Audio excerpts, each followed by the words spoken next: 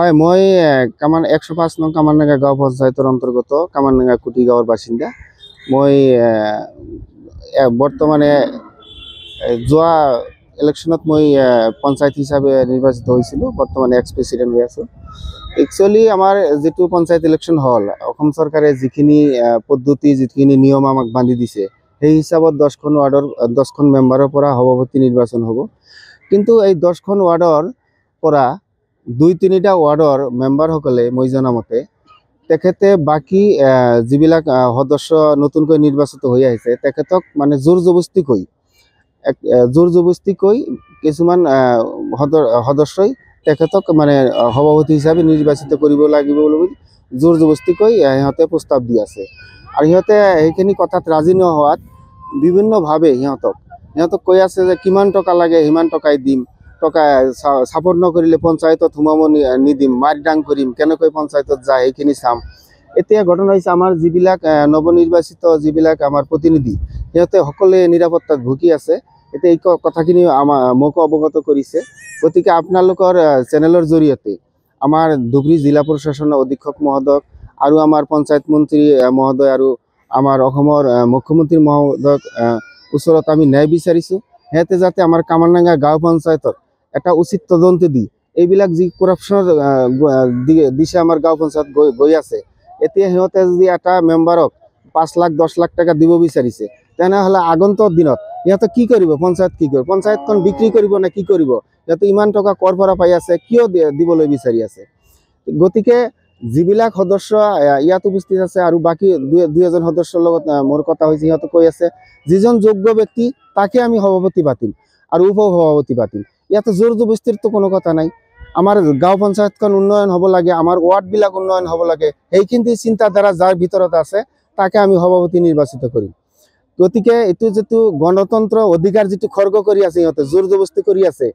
ৰাইজে যদি ভাল নাপায়, সদস্যসকলে যদি সিহঁতক নিৰ্বাচিত নকৰে, জোৰ জবৰদস্তিকৈ এনেকুৱা কৰাটো আমি সকলো সদস্যসকলে নিৰাপত্তাত ভুগি আছে। এতিয়া ঘৰত থাকিব পৰা নাই, ঘৰৰ পৰা ওলাব পৰা নাই। একেজনৰ মোবাইলত হাজাৰ বাৰ ফোন আহি আছে, একেটা নম্বৰত বেলেগ বেলেগ নম্বৰ দিয়া হৈছে। আৰু এটা দুখৰ বিষয় এইখিনি যে ইয়াত আমাৰ শিক্ষক সমাজ, কিছুমান শিক্ষক সমাজ এই ভোট কেণ্ডিডেট কিনা বেচাত নামি পৰিছে। শিক্ষক সমাজ আৰু আমাৰ যিবিলাক হাৰি যোৱা কেণ্ডিডেট আছে সিহঁতেও এই আমাৰ ৱাৰ্ড মেম্বাৰসকলক কিনা বেচাত নামি পৰিছে। এইটো একটা দুৰ্ভাগ্যজনক কথা আমাৰ কামাৰডাঙ্গা গাঁও পঞ্চায়তৰ কাৰণে।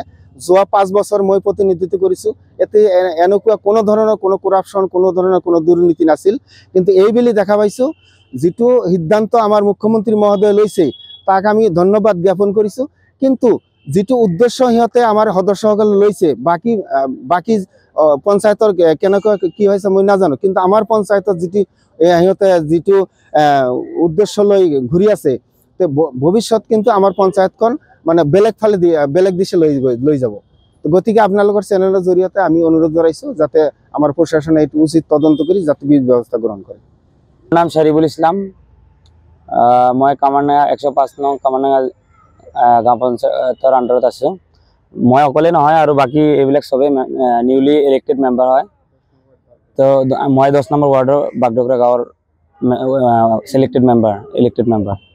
আজি আমি ইয়াতে অহাৰ কাৰণ হ'ল আপোনালোকৰ মাধ্যমত মই আমাৰ হেৰি হ'ল পঞ্চায়তৰ আৰু CM ভিজিলেন্স এইবিলাকক মই আমালোকৰ দ্বাৰা জনাব খুজি আছোঁ যে আজি যি মানে আমাৰ গাঁৱত আমি চবেই নিউলি, আমি আগত ৰাজনীতি নাছিলোঁ, তো আমি জিকাৰ পিছত কিছুমান মানুহ আছে সেইবিলাকে আমাৰ বহুত সমস্যা দি আছে।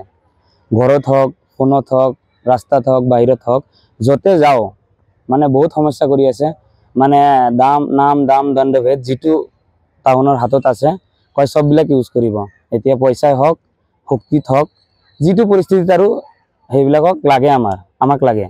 গতিকে আমি চবে মিলি ডিচিশ্যন লৈছোঁ যে নাই, আমি এনেকৈ গণতান্ত্ৰিক মাধ্যমত যিটো কাম হয় আমি সেইটো কৰিম, আমি এনেকৈ কাৰো লগত নাযাওঁ। চবে আমি একেলগ হৈছোঁ, একেলগ হৈ আপোনালোকক মাতাৰ কাৰণ এইটোৱে যে আমালোকক যাতে এইবিলাক সমস্যা নিদিয়ে।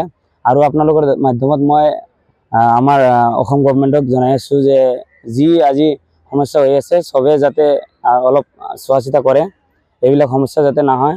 আৰু আমাৰ আৰক্ষী অধীক্ষকৰ ওচৰতো আমি যাম যাতে এইবিলাক সমস্যা নহয়। আমি সমস্যাটো হ'ল একচুৱেলি প্ৰেচিডেণ্ট আপোনালোকে জানে যে ৱাৰ্ড মেম্বাৰে প্ৰেচিডেণ্ট চিলেক্ট কৰিব। তো সেইকাৰণে আমাক মানে ফৰ্চলি যাতে কোনোবাক মই নাম নকওঁ, মানুহ এতিয়া কাৰো নাম নকওঁ, এইবিলাক ফৰ্চলি আমাক মানে প্ৰেছাৰ দি আছে মানে টাউনক চিলেক্ট কৰিবৰ কাৰণে প্ৰেচিডেণ্ট হিচাপত। তো আমিতো এনেকৈ চিলেক্ট নকৰোঁ কাকো। টাউন পইচা এইবিলাক অফাৰ কৰি আছে চবকে। তো আপুনি যিমান পাৰে, যাক যিমান কয়, 5 লাখ 10 লাখ 7 লাখ 4 লাখ 3 লাখ যিমান পাৰে সিমান কৈ আছে। তো আমি চবেই কৈছোঁ প্ৰেচিডেণ্টৰ কাৰণে, প্ৰেচিডেণ্টক সমৰ্থন দিয়াৰ কাৰণে। আমি যদি সমৰ্থন দিওঁ তো আমালোকক সেইকাৰণে অফাৰ দি আছে। অকল পইচাৰ অফাৰ নহয়, আৰু ভক্তি দেখাই আছে চবে, মানে যেনে তেনে আৰু মই যে ক'লোঁ নাম দাম দণ্ডভেদ যিবিলাক ইউজ কৰিব পাৰে সেইবিলাক কৰিব চেষ্টা কৰি আছে। এতিয়া আমি আৰক্ষী অধীক্ষকৰ কাষত যাম, জনাব লাগিব, কাৰণ এইবিলাক অত্যাচাৰ আমি মানসিকভাৱে সহ্য কৰিব নোৱাৰা হৈছে এতিয়া। তো সেইকাৰণে আপোনালোকক মাতিছোঁ যাতে ইয়াৰ মাধ্যমত আমাৰ গভৰ্ণমেণ্টে এইটো চোৱা চিতা কৰে, আৰু ইয়াৰ কিবা এটা, আমাৰতো 10টা সদস্য আছে, তাৰ ভিতৰত ইয়াতে 6 জন আছোঁ। ইয়াতে আপোনালোকে চাই আছে, আমি 6টা সদস্য আছোঁ ইয়াতে। নাই সেনেকুৱা মানে পোৱা নাই, মানে শক্তি দেখাই আছে আৰু আমাৰ যিবিলাক পঞ্চায়তৰ মানুহ, যি আম মানুহ আছে সেইবিলাক চবেই জানে যে কি অত্যাচাৰটো চলি আছে। এনেকুৱা থ্ৰেটিঙে হয় এইটো। তো পইচা নহ'লে শক্তি, মানে যিকোনো এটা দেখাব খুজি আছে যে ছাপোৰ্ট নিদিলে কেনেকৈ পঞ্চায়তত বহাই সেইটো চাম, এনেকুৱা চবেই কৈ আছে। আৰু সেইবিলাক কৰি আছে আমাৰ গাঁৱৰে, সেইবিলাক ইলেক্টেড মেম্বাৰো হয়, বাকী বেলেগ মানুহ আছে। তো আপোনালোকৰ দ্বাৰা যাতে এইটো প্ৰব্লেম আমাৰ নহয় সেইটো আশা ৰাখিছোঁ। মই 105 নং কামাৰডাঙ্গা গাঁও পঞ্চায়তৰ 3 নং কুকিলাডাঙ্গা গাঁৱৰ সদস্য পদৰ প্ৰাৰ্থী। মানে আমি জয়ী হোৱাৰ পিছত পঞ্চায়ত গঠন কৰাৰ কাৰণে আমাক সকলোকে মানে ফ'ৰ্চ কৰা হৈ আছে, কিন্তু আমি চেষ্টা কৰি আছোঁ মানে আমাৰ মানে যিটো পঞ্চায়ত আছে মানে আমাৰ ইচ্ছা অনুযায়ী আমি কৰিম। আৰু মানে যোগ্য ব্যক্তি এজনক মানে আমি চিলেকশ্যন কৰিব বিচাৰি আছোঁ। মানে আমাক সকলোৱে ফ'ৰ্চ কৰি আছে, অফাৰ কৰি আছে, সেইটোৱে মানে আমাৰ অসুবিধা। সেয়াই অফাৰ কৰি আছে, মানে ষ্টাফ কৰি আছে, আৰু ঘৰত ৰাস্তা ঘাটে এনেকুৱা। মানে মই 300 ভোটৰ ব্যৱধানত জয়ী হৈছোঁ। 1000।